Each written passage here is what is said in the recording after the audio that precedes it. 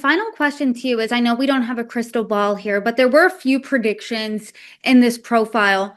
One being that she thinks Republicans are going to win the midterms. Another being Secretary of State Marco Rubio. He said that if JD Vance is the nominee in 2028, he'd be the first to support him. Do you think that Vance is going to be the GOP nominee in 2028, A? And B, what do you think of the Republicans' chances in the midterms? Well, I mean, the elections we've seen so far, the Democrats have outperformed across the board. When you look at, the elections in Virginia, the the Democrats didn't just win, they improved in every single county. Everything moved. The I would not want to be a Republican congressional campaign manager for this next cycle. I would not want to be running congressional or Senate campaigns. I would not want to be running statewide campaigns and running governor candidates. That sounds stressful. And you look at the number of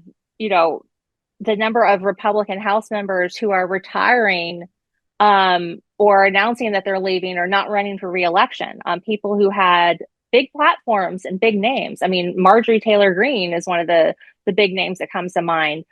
She's in a very red district. As long as he shows up and puts her name on the ballot and doesn't murder anybody, she should sail to reelection. She could sleep through the election, would most likely be able to go back to Congress, but she's not. Why? Because being in the minority is a lot less fun and has a lot less power. So, you look at the practical things like that. It's not just the polling, it's the members themselves. What are they doing? And signs like Green and others retiring, that sends a signal that they don't expect to be in power after the 2026 midterms.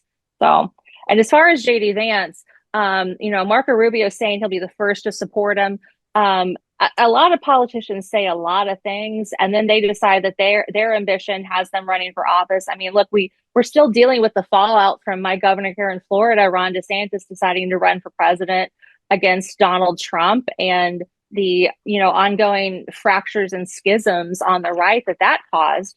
And I don't buy anybody's promise that they're going to run or not run or support somebody or not support somebody until that election cycle actually gets going and we see who starts having people whisper in their ear and put a pack together and throw their hat in the ring. So I would be surprised if everybody just clears the path for JD Vance.